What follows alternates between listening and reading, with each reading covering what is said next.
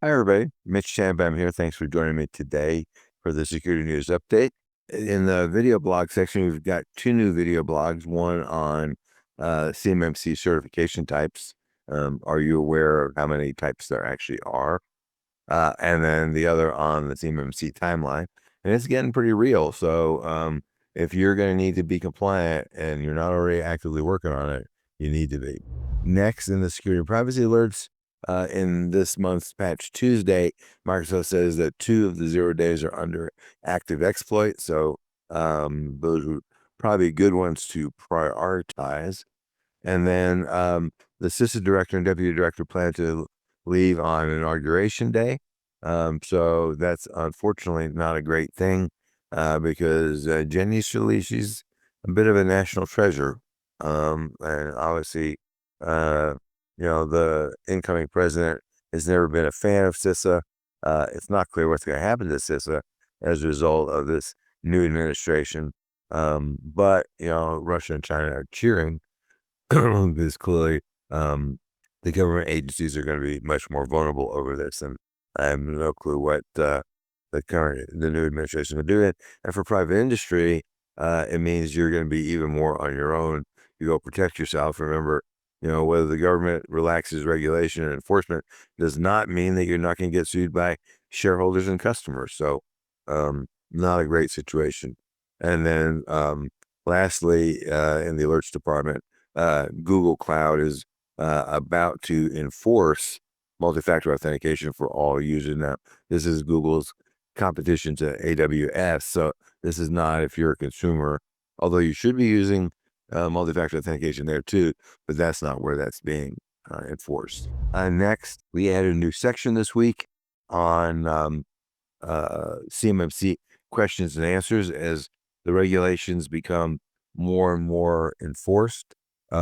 We are going off and starting to answer some questions for folks. So I think there's about 4 or 5 questions, and I'm not going to read them here, but if you are interested, then go read the newsletter and check that out, because I think that's going to be helpful. In the patches department, Fortinet patch yet another patch. This one affects multiple products, and this one, unlike the last one, which affected Fortinet Manager, this affects all the Fortinet devices. Under legal activities, this one's kind of interesting. Apple is being sued. I think it's in Britain, Great Britain. They're being sued because basically people are saying in Great Britain that Apple is a monopoly, and they're making it very difficult for people to use competing products, which is certainly true, trying to force people into the Appleverse. And they are calling it a ripoff. So they want $3.8 billion, which, even to Apple is a lot of money. The European Council adopts the Cyber Resilience Act. That act goes off and requires a number of requirements, implements a number of requirements for companies that sell into the EU. That includes implementing essential cybersecurity requirements, carrying out risk assessments, and a bunch of other stuff. Also requires disclosing within 24 hours. Yes, 24 about any actively exploited vulnerability. And companies have 3 years to get ready, which seems like a lot, but it's probably not. And at least one partner at a big law firm thinks that the crypto litigation is going to shift from the feds to law firms, which they love because they get a lot of money out of that. Partner at Baker and Hustler says that they think that the litigation is going to shift away from the SEC to private law firms. I think the interesting there is, if assuming that crypto guardrails go away under the new administration, which could happen, then there's going to be a gold rush to implementing new crypto software. And of course, that has nothing to do with quality. It has nothing to do with privacy. It has nothing to do with security. But when grandma loses all her money, someone's going to come in and sue these firms on grandma's behalf, and they'll get 40% of it. So they like that part. and that's going to be private litigation. And I don't think that given that Congress is made up of mostly lawyers, I don't think they're going to do anything to stop that or make crypto firms immune from lawsuits. I think that seems like a big stretch, but who knows? And in general, software companies are immune from liability, but this is kind of different. So who knows what's going on there? But I think that the big law firms are going to be the beneficiaries of this. In the education department, Microsoft Power Pages seem to be vulnerable to a misconfiguration. This is not a bug in the software. This is just, it's in the cloud, it's publicly visible, and if you misconfigure it, it's a big oopsie instead of a little oopsie. So, stay tuned on that one.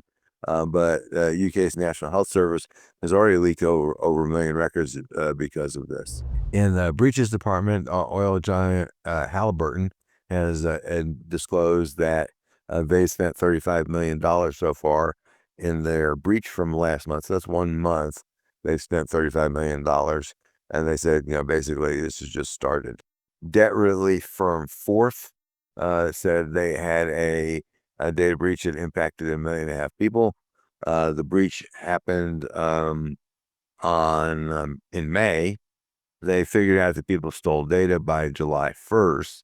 And now, 4 months later, they're actually telling people about it. And lastly, in the breaches department, the city of Sheboygan, Wisconsin, they were hit by ransomware, what they're calling a cyber attack.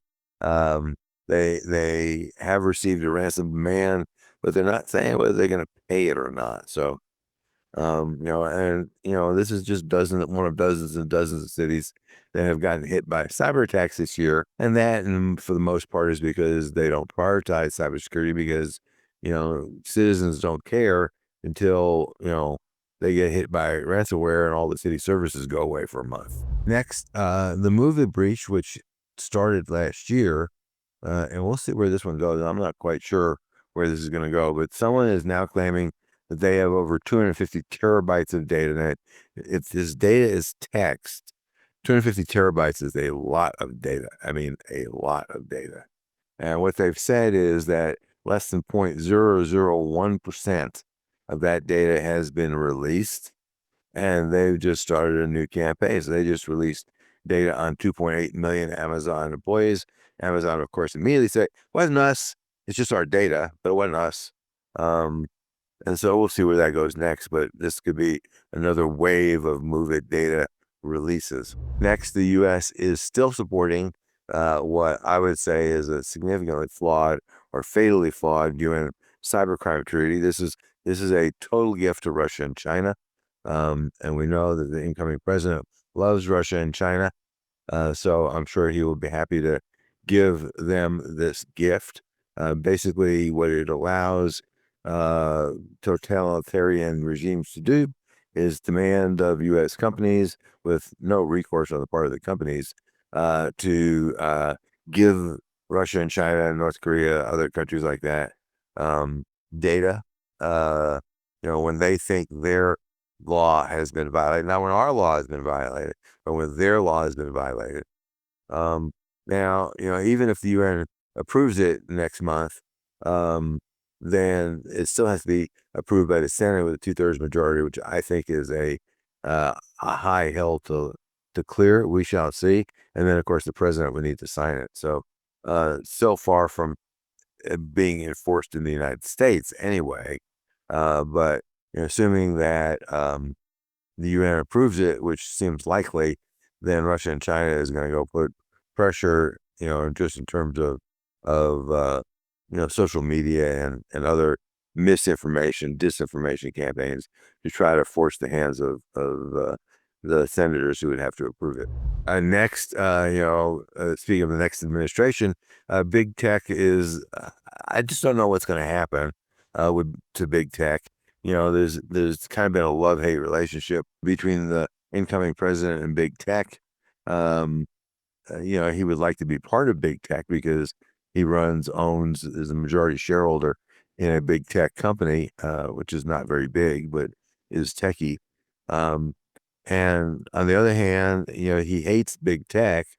So and there's a lot of litigation going on right now. So I think if you're in the big tech world, I think, I'd be nervous about what this incoming regime is going to go do. And lastly, the security news roundup, there's an interesting court case that just happened where uh, vendors of ed tech software, that's the software that your kids use in school, um, have license agreements, and somehow they think that these license agreements are enforceable against the parents of the kids, even though the parents of the kids are never party to the transaction, never agreed to it. So the court said, I don't think so." iPhone has a new cold restart feature in iOS 18, which is very interesting. If the phone has been inactive for 4 days or 3 or 4 days, it automatically restarts, which puts it into a much more secure state. So, the cops who have put these phones in an evidence locker and figure they'll get around to cracking into it sometime in the future are discovering that the phone rebooted and they're in what's called the before first use state, which is much harder to go off and steal data from. And the Massachusetts Air National Guardsman, who thought he was cool for leaking national secrets on Discord, was sentenced to 15 years. So he'll have lots of time to think about that. And also, the founders of the NSO group individually are being sued in court in Spain for hacking people's phones. And in this particular case, this was not a government that hacked the phone. This is private individuals, and they hacked the phone because they wanted some information that this lawyer whose phone got hacked had, and they thought that NSO never saw a check that they didn't like. So that's an interesting challenge. And finally, Google is testing a no news experiment in Europe. They say they don't make any money off the news because there's no ads in the news feeds, and they're required to go off and pay European media to compensate them for using their stories or stealing their stories, and they're not happy about that. So they claim, of course, that the media benefits uh, from the fact that they're being mentioned in the Google News feed, even though the news feed bypasses the media's websites. So we shall see, how that is received in Europe.